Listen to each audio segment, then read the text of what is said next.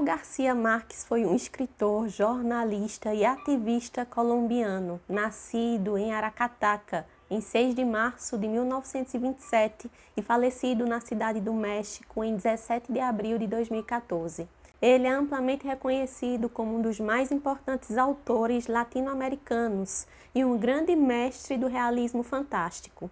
Garcia Marques recebeu o Prêmio Nobel de Literatura, sendo conhecido por obras icônicas que exploram a vida e a cultura da América Latina. Gabriel Garcia Marques, ou Gabo, é conhecido por várias obras-primas, e aqui eu vou trazer para vocês algumas delas. Primeiramente, 100 Anos de Solidão, de 1967, um dos romances mais célebres de Garcia Marques, que narra a história da família Buendia ao longo de várias gerações na cidade fictícia de Macondo. O Amor nos Tempos do Cólera, de 1985, uma história de amor épica entre Florentino Ariza e Fermina Daza, que abrange décadas e explora o amor em suas diversas formas. Crônicas de uma Morte Anunciada, de 1981, um romance que explora a inevitabilidade de um assassinato e a dinâmica de uma pequena cidade, narrando a história do assassinato de Santiago Nazar. O Outono do Patriarca, de 1975, que é um retrato do poder e da solidão centrado em um ditador que domina um país fictício dentro da América Latina. O Amor e Outros Demônios, de 1994, uma história de amor e obsessão envolvendo uma jovem com os cabelos rubros que se acredita estar possuída por demônios.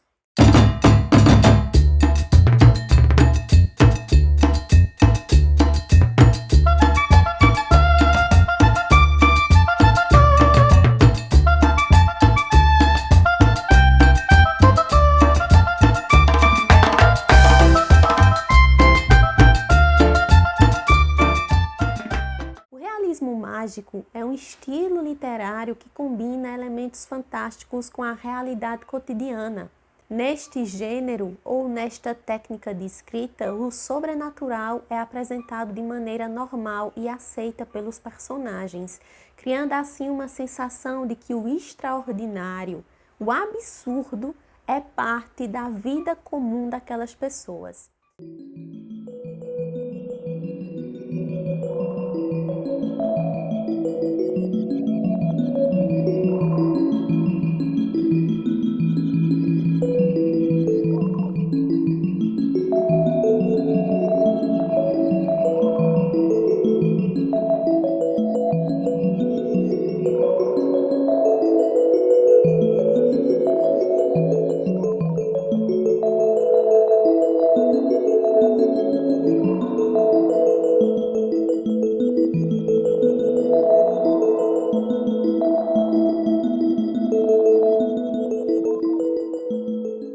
O realismo mágico traz algumas características, como por exemplo os elementos sobrenaturais, coisas mágicas que acontecem que não têm nenhuma explicação lógica. Traz também um ambiente realista, né? O cenário e os eventos são baseados em situações do dia a dia, do cotidiano, do rotineiro, do pacato. Também enfatiza a narrativa fluida. A linha, entre o real e o fantástico é frequentemente borrada dentro do realismo mágico. Traz personagens complexos, esses personagens que geralmente têm profundidade emocional e cultural. Você pode encontrar o realismo mágico em algumas obras do Gabriel Garcia Marques, como por exemplo em 100 Anos de Solidão. A mágica convive com a história da família Buendia, em Macondo. Em Amor nos Tempos do Cólera, o livro explora temas de amor e passagem do tempo com um toque muito poético. O realismo mágico é essencial para a criação de uma atmosfera única e envolve os leitores em uma experiência que desafia muitas vezes a lógica. Gabriel Garcia Marques teve um impacto profundo e duradouro na literatura, especialmente na forma como a América Latina é percebida e representada no mundo. E aqui eu posso trazer para vocês alguns aspectos deste impacto, como por exemplo, já citado anteriormente, a questão do realismo mágico. O Gabo é frequentemente associado a essa técnica de escrita. Por quê? Porque é um estilo que combina os elementos fantásticos com a realidade cotidiana. Então, a sua obra ajudou a popularizar esse gênero ou esse estilo, influenciando muitos escritores da América Latina e também em outras partes do mundo.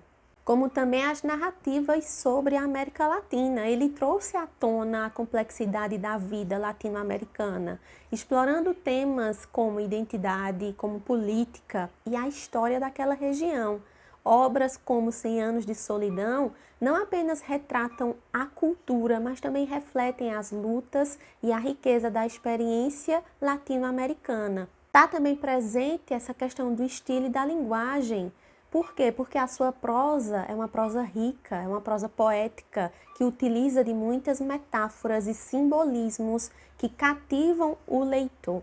Essa abordagem eleva a narrativa na literatura, demonstrando que a literatura pode ser tanto uma forma de entretenimento, quanto também um meio de reflexão profunda e também de crítica social. Fora tudo isso, também vem um reconhecimento internacional enorme, pois ao ganhar o Prêmio Nobel de Literatura em 1982, o Gabriel Garcia Marques ajudou a colocar a literatura latino-americana em um palco mais global, atraindo a atenção de leitores e críticos para essa região muitas vezes deixada de lado, que é a região latino-americana. Além do romance, suas habilidades como contista e jornalista influenciaram muitos autores em diferentes formas de escrita, incluindo ficção, não ficção e também o jornalismo literário.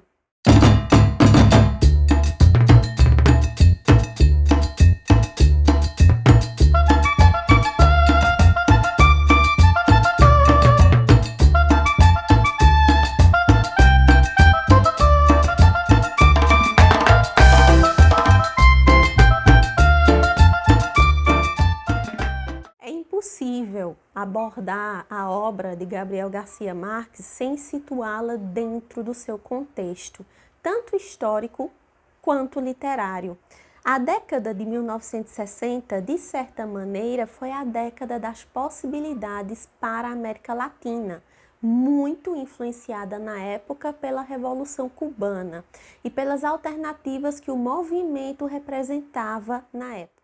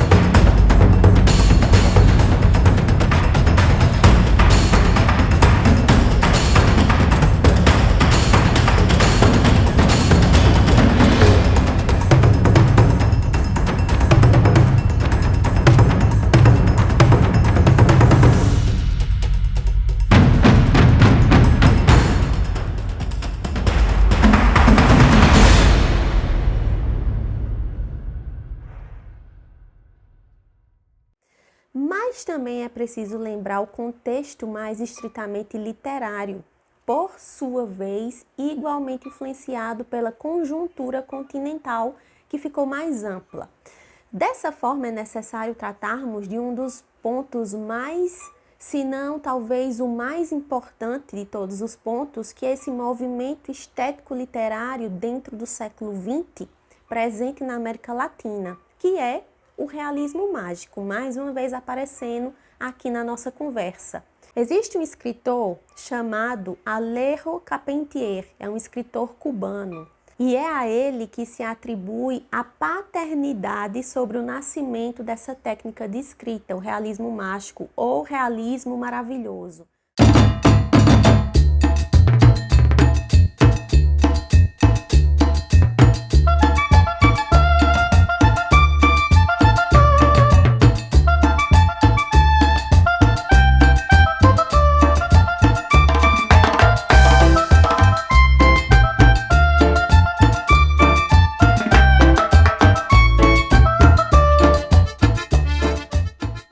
Com a publicação do seu segundo romance, que se chama O Reino deste Mundo, lá de 1949, e de seu prefácio, especialmente, que o autor cubano estabelece os pilares da literatura do real maravilhoso ou do realismo mágico.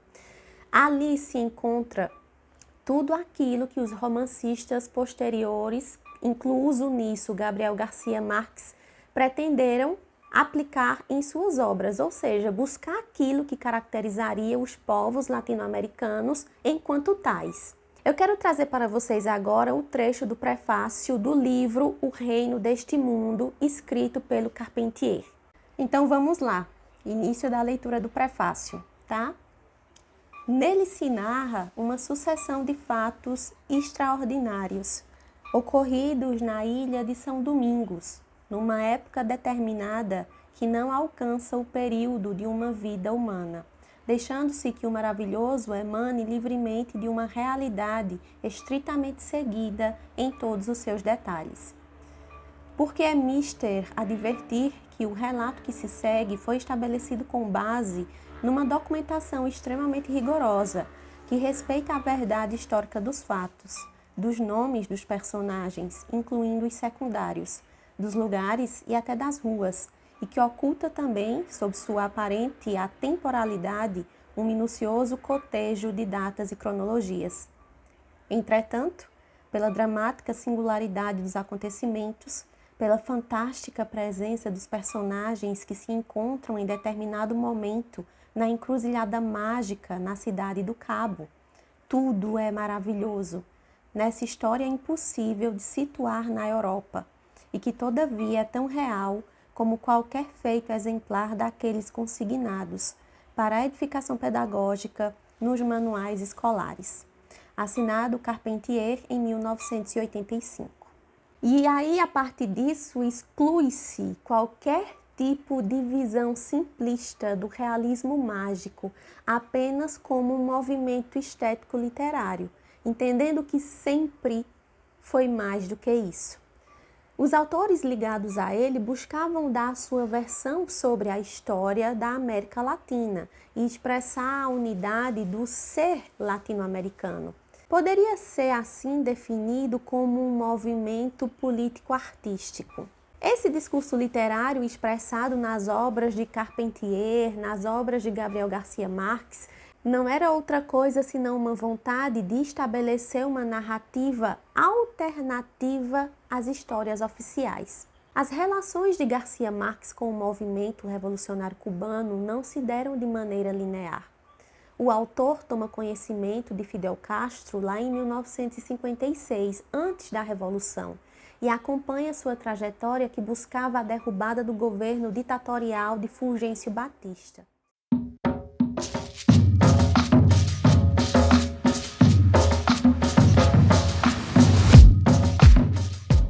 Entre os anos de 1959 e 1961, o debate em torno do caráter do regime cubano animou grande parte da intelectualidade latino-americana. Essa efervescência político-cultural atinge inclusive a produção e o ambiente acadêmico. A possibilidade que a Revolução Cubana representou aos países latino-americanos era enorme. A Revolução era um espectro que rondava o continente e parte da intelectualidade entendia que era necessário trazê-la à tona.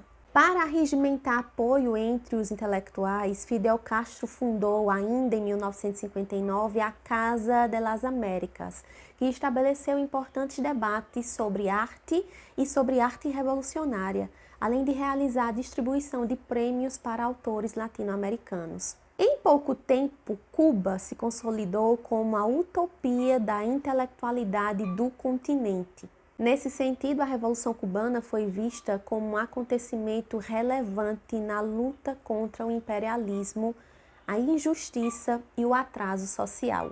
O conjunto realismo mágico e revolução formou o pano de fundo para o desenvolvimento da literatura hispânico-americana, ao menos para uma parte importante de seus romancistas. Os autores não estavam confinados a nenhum tipo de normas de escrita, como acontecia com os autores do leste europeu, sob domínio soviético. A adesão estética do real maravilhoso ou do realismo mágico se dava mediante a necessidade da representação do continente e do ser latino-americano. Dentro desse caldo cultural, emerge então, em 1967, o livro 100 Anos de Solidão.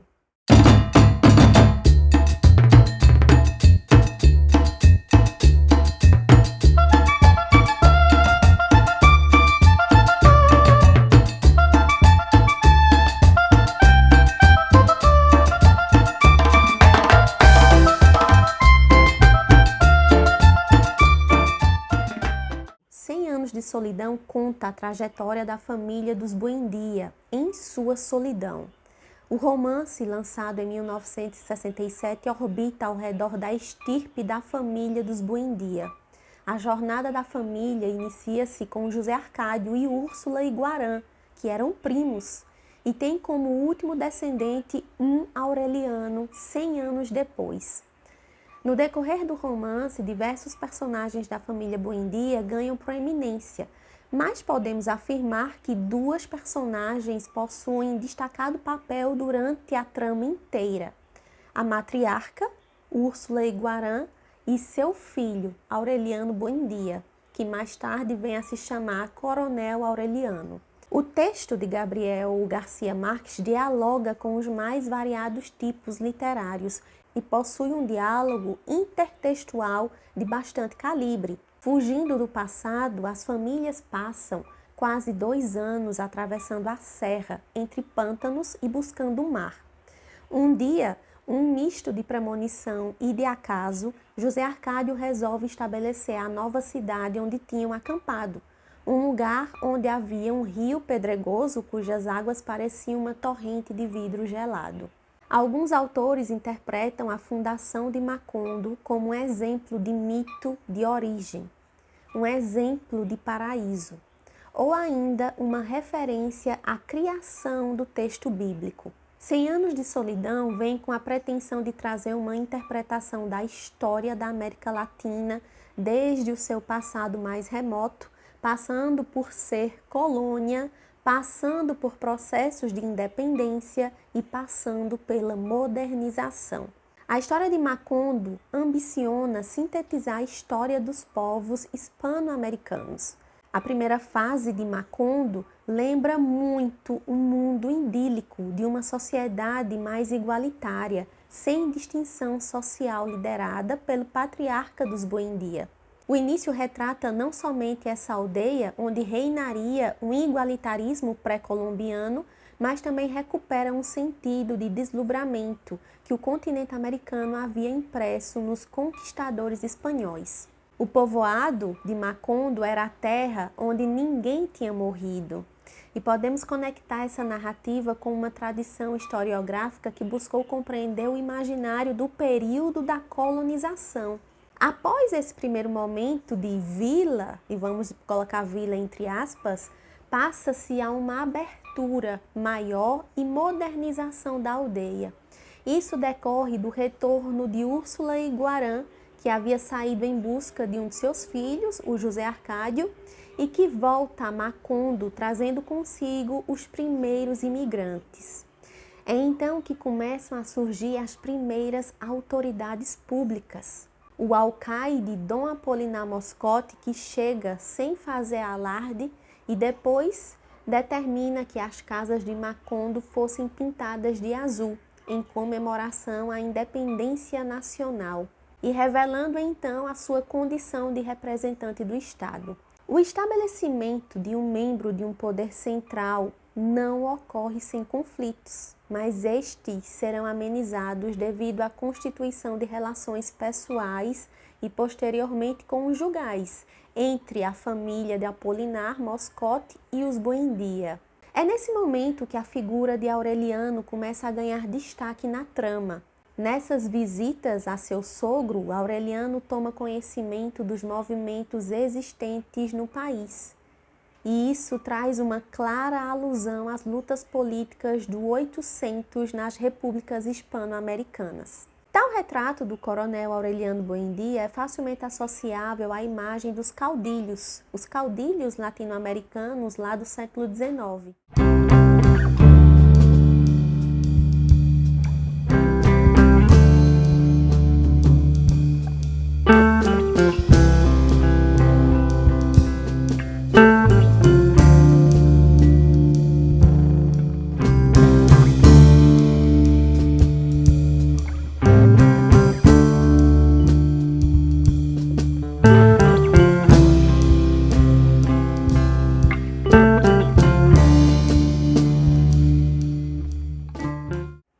A forma como são descritos os feitos de Aureliano soam quase lendários. O coronel era declarado morto e dias depois, como que trazido do além, encabeçava uma rebelião contra os conservadores. Uma literalidade a ser destacada, entretanto, é a pouca preocupação dos líderes conservadores ou liberais com a vida cotidiana dos cidadãos. O tema do autoritarismo e corrupção seriam traços de ambos os grupos, sendo indistinta para a população em geral a diferença entre eles. Basta lembrar que, ao partir de Macondo, o coronel deixa o comando da cidade nas mãos de seu sobrinho, Arcádio, que exerce o poder de maneira tirânica e sanguinária. Ou seja, o tema da corrupção no governo liberal e conservador também é abordado por Gabriel Garcia Marques. Ainda cabe observar que o autor elabora sua história, que vai dos primórdios de Macondo à sua modernidade, em uma narrativa temporal cronológica, mas não linear. Ela é cíclica. Ou seja, a grande transformação na mítica de Macondo acontece quando se instala na cidade uma representação do imperialismo, que vem através do surgimento da Companhia Bananeira, que traz uma clara alusão por parte de Gabriel Garcia Marques para a United Fruit Company. E quem foi essa companhia na vida real, né? A United Fruit Company foi uma empresa estadunidense fundada no final do século XIX, que atuava no setor de exportação de frutas tropicais. Ela instalou-se na região do Caribe colombiano e estabeleceu uma filial em Aracataca. E vocês lembram aonde foi que o Gabo nasceu? O Gabo nasceu em Aracataca. A companhia chegou a dominar mais de 60% das exportações da Colômbia. Então, a chegada da Companhia Bananeira dentro do livro coincide com a decadência da família Buendia e de Macondo. A Companhia Bananeira serve como alegoria para os acontecimentos ocorridos na Colômbia, com a instalação da United Fruit Company, mas também como metáfora para sociedades latino-periféricas que estão na relação de dependência com o centro capitalista.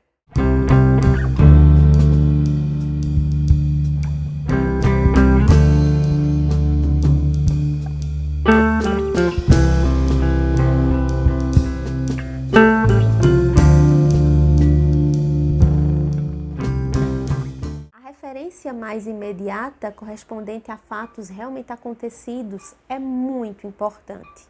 Lemos também dentro do livro sobre a greve dos operários, que vai ser liderado por Aureliano II. A dura repressão e morte desses grevistas, selada com a tentativa, nesse caso muito bem sucedida, de ocultação dos mais de 3.000 mortos. Mas também é importante a interpretação subreptícia a este fato. Por quê? Porque a crítica de Gabriel Garcia Marques, supomos, é direcionada à condição de exploração dos países da periferia do capitalismo global, os então conhecidos países do terceiro mundo.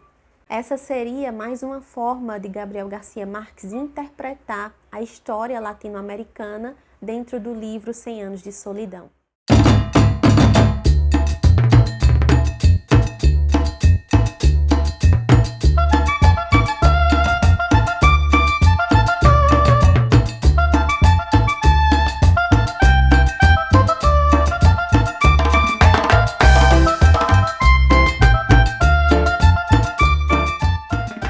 Inaugurar a ficção como retrocesso e não só a partir do agora e da leitura para o passado da narração, mas também a partir de um futuro na fala de um personagem ou de uma linha de pensamento.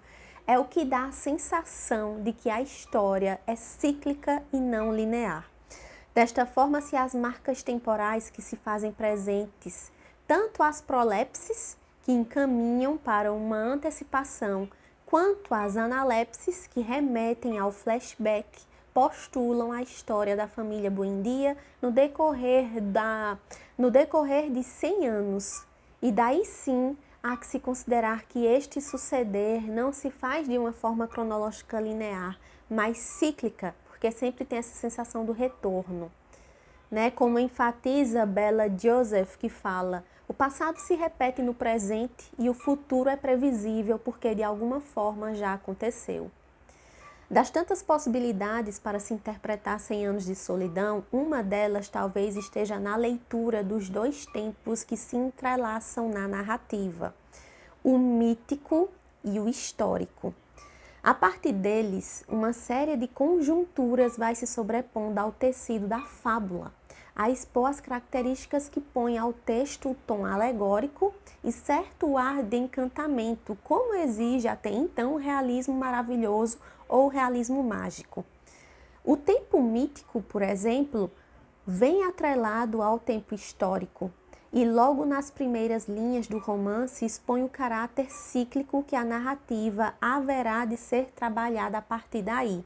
Tem uma passagem no livro que fala o seguinte: muitos anos depois, diante do pelotão de fuzilamento, o coronel Aureliano Buendia havia de recordar aquela tarde remota em que seu pai o levou para conhecer o gelo.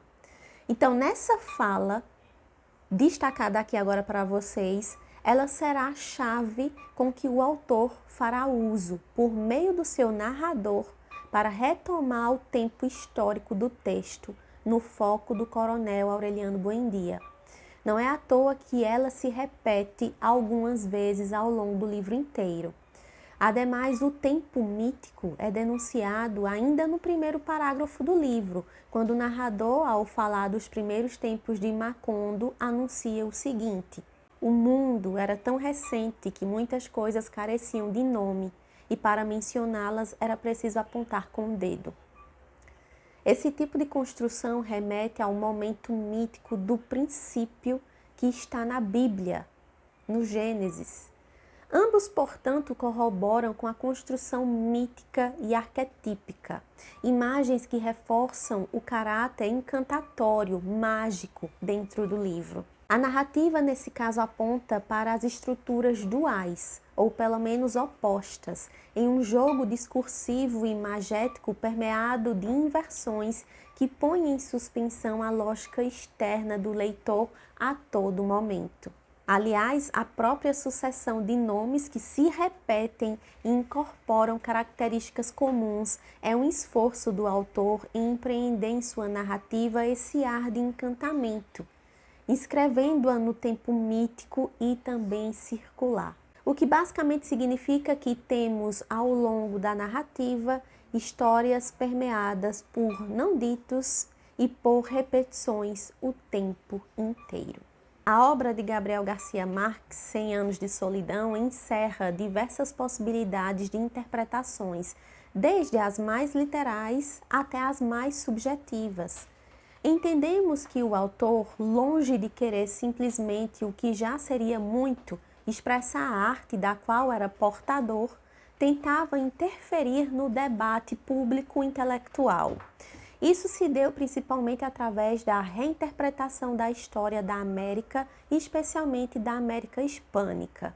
Os romances que se identificam com o realismo mágico em seu intento de extrair e demonstrar a essência do ser latino-americano, muitas vezes são excludentes em sua visão.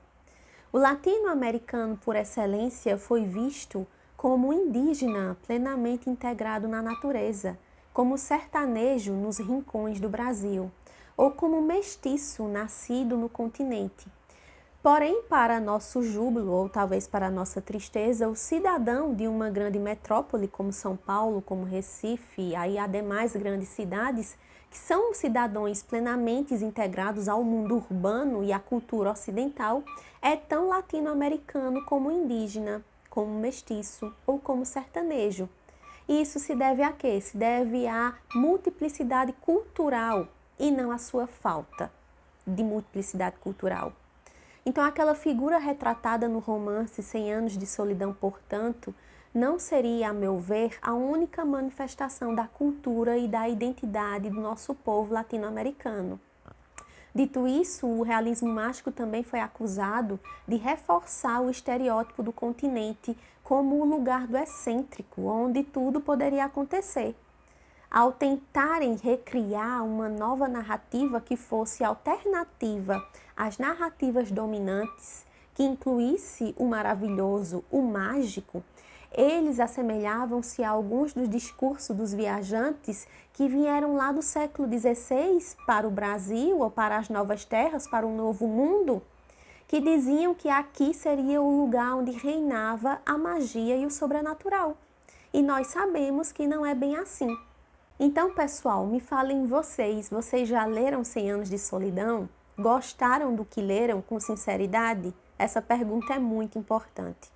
Querem se aventurar a ver a série, essa nova adaptação que apareceu agora na Netflix? Confesso para vocês aqui que essa foi uma das leituras mais loucas que eu já fiz na vida, só quem viveu sabe, e que eu não tenho muita vontade de me aventurar em outras leituras, em outros livros escritos pelo Gabriel Garcia Marques no momento. Vou ficar aqui com 100 Anos de Solidão, acredito que por um bom tempo não quero ler mais nada dele, mas eu posso mudar de opinião daqui a alguns anos, quem sabe. Se vocês gostaram do vídeo, deixa o like aqui no canal, não esqueça de se inscrever, qualquer dúvida, qualquer pergunta, deixa aqui nos comentários e a gente se vê no nosso próximo vídeo aqui. Até mais, pessoal. Tchau, tchau!